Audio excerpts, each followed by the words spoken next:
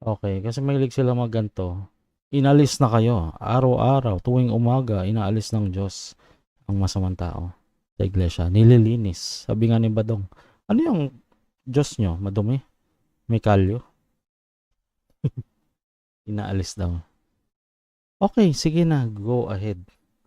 Kami na yan. Oh. So, wag nyo na kami habulin. Wag nyo nang tignan yung buhok namin. Kung may nagpaputol man ng buhok or nagpa-long hair. Diyos na nga hatol eh. Hindi na nga kami niniwala sa doktrina nyo. Does it mean masama kami? Naalis lang kami sa spell ng kulto nyo. Ipanalangin nyo kami. Nakasulat yan, di ba? May ang kapatid nagkakasala. Sabi mo na hindi na kapatid, pero ipanalangin mo yung nagkakasala. If you think, sa inyo lang naman sa mata nyo lang kami nagkakasala. Sa side namin, hindi na. Kasi, wala na kaming rules. Yung morality namin, nag-shift na. Doon na sa logic. Di ba kasama nag-evolve yung morality natin. Yung morality ni Ate Petch, malayo na sa morality niya nung nasa MCJ pa siya. Di ba? Kasi kayo dyan mga takot eh. Walang empathy dyan eh.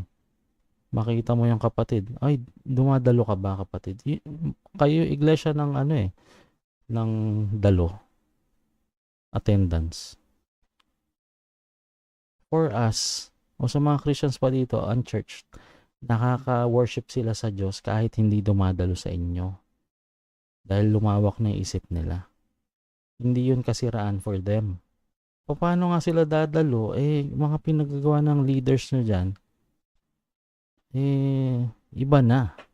Paano sila mananalangin, maninikluhod sa lokal, at the back of their minds, nagtayo kayo ng nightclub at nagbenta na alak. Wala na. It's better for them na sa bahay na lang sila. Wala na. Hindi na kaya. O lalo pa yung nagka-doubt sa Bible. Mapapaano mo pa ba yun? Papaniwala nyo pa.